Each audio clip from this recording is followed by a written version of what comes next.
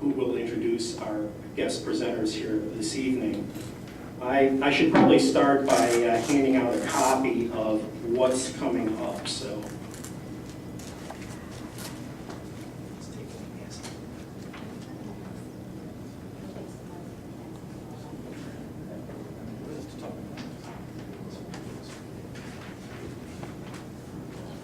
What you got coming around now is the next event after tonight. Before I go over that, I see it's getting passed around. I just want to reiterate, I'm sure most of the people here have probably already signed up and you're on our listserv. But if not, by all means, put your email address on here, and this will enable us to get out information to you, obviously, as to what we're doing going forward. So during the course of this evening, you'll see this, and as I say, if you're not already on the listserv and you're not getting the announcements, by all means, give us your email address and we're going to take care of that. The next event that we have scheduled after tonight, it is, Labor Day just passed, and this is kind of our month where we're dealing with labor questions. On Thursday night, September 24th, we're going to do ramp rats, baggage handlers, and their labor unions. Labor historians are beginning to uncover the rank-and-file militancy, I should say rediscover, the rank-and-file militancy of the 1960s. In the summer of 1966, for 43 days, 35,000 airline mechanics and baggage handlers virtually rendered the U.S. commercial airline industry inoperative by initiating the largest successful strike in U.S. airline history. Seems like ancient history now. Historically, this strike was a turning point not just for the airline workers, but for workers across the U.S., including all basic industries. It opened the door for enormous contractual gains over the following decade. To discuss this and other relevant points, OUL welcomes historian Liesl Miller-Orenick, who is the author of On the Ground: Labor Struggle in the American Airline Industry.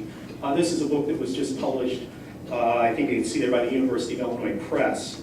She is an associate professor of history at Dominican University. Her articles have appeared in the Journal of Social History and, I should say, the Journal of Urban History, as well as elsewhere. So that is the event that we have scheduled next after tonight. Now, the next event, we don't have a firm date. This will be in October. Right now, we're shooting for October 12th, which I believe is a Monday evening. This will be entitled Privatizing the Airwaves. The June 12th switch over to digital TV confronted us with another recurrent example of seemingly well-intentioned legislation producing another typical bad result. The victim is, as usual, the broad general public. The winners are a handful of powerful media conglomerates. What mandated this massive government giveaway was the Clinton-era 1996 Telecommunication Act. This legislation essentially did away with most media ownership concentration limits and handed over for virtually nothing the publicly owned digital broadcast spectrum to the incumbent TV license holders. For giving up one old analog channel, each broadcaster received, if you're ready for this, 10 digital channels in a given market in return for virtually nothing at all, no cost. This is our property as taxpayers. Why should corporations be the sole beneficiaries of the new digital broadcasting age? What is really needed is a democratically run, decentralized public media system that will provide forums for minority and dissident viewpoints that is totally absent, of course, from the same old corporate crap mainstream television that we have to put up with day in and day out in this nation. Joining us to further illuminate this subject will be Steve Masick, who is an associate professor of speech communications at North Central College, and Scott Sanders, who is a longtime Chicago media and democracy advocate. Both Steve and Scott are members of Chicago Media Action, which is, if you don't know it, an activist group that's dedicated to building Chicago independent media. So hopefully as soon as we have a firm date on that, we'll let you know that via the email, via the listserv, and you'll be able to maybe set aside the time, hopefully, to come and check that event out as well. It should be very interesting. That's about all I have to add then, and I'm going to hand it over to Eric now, who's going to introduce our guest tonight. Thank you. Well, thank you, Robert. And welcome, everyone. I'm Eric Schuster from the Open University of the Left. And welcome to the Lincoln Park Public Library. The Open University of the Left is in its 22nd year of presenting author talks on films and forums in Chicago. And for those tuning in on community access television and the internet, you can find out more at openuniversityleft.org. Tonight's event is Revolt on Goose Island. We examine the electrifying strike and factory occupation at Republic Windows and Doors, which took place last December in Chicago, at the height of the debate on the U.S. government bank bailout and just after the presidential election. Days after getting $45 billion worth of bailout money from the U.S. government, Bank of America shut down a line of credit that kept the Republic Windows and Doors factory, which was located on Goose Island, operating. Now, the management, who knew this was coming, had been sneaking machinery out of the factory in the middle of the night. They closed the factory and sent the workers home. The Republic workers, organized by the United Electrical Workers Local 1110, occupied the factory and refused to leave. What was the strike about? How did it reverberate through Chicago, through the labor movement, throughout the nation?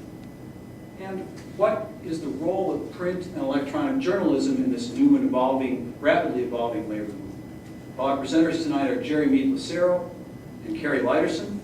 Showcasing video footage from this electrifying strike is Jerry Mead-Lucero. He's an educator, activist, and journalist in the labor, immigrant rights, global justice, anti-gentrification, Latin American solidarity, and ecology movements. He's also, most importantly, the host and producer of Labor Express Radio, which you can find online at laborexpress.org. And that is broadcast now Monday mornings at 10 a.m.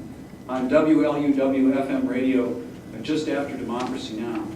It is Chicago's only English language labor news and current events radio program. Journalist Carrie Liderson's new book, which is Revolt on Goose Island, Chicago Takeover and Why and What It Says About the Economic Crisis, which is just out from Melville House Publishers. Grew out of a live book series hosted by Melville House. Carrie tracked the unfolding events in the Republic story and reported daily on the takeover. The book was reported and written from the start of the occupation in last December of 2008 through April of 2009. And you can purchase copies of this terrific book at the end of our discussion tonight. Carrie has written about many issues: immigration, globalization, free trade, environmental racism, human trafficking, sex industries, Iraq, and more in such publications as the Washington Post, Alternet, the Chicago Reader, Punk Planet, the New Standard News, and Lit Magazine. She also teaches journalism and workshops throughout Chicago's high schools, alternative schools, and public housing projects via the Urban Youth International Journalism Program. Her previous book includes Shoot an Iraqi, Art, Life, and Resistance Under the Gun, published by City Lights in 2008, along with co-author Wafa Bilal. So please welcome Jerry Mead-Lucero and Carrie Liderson.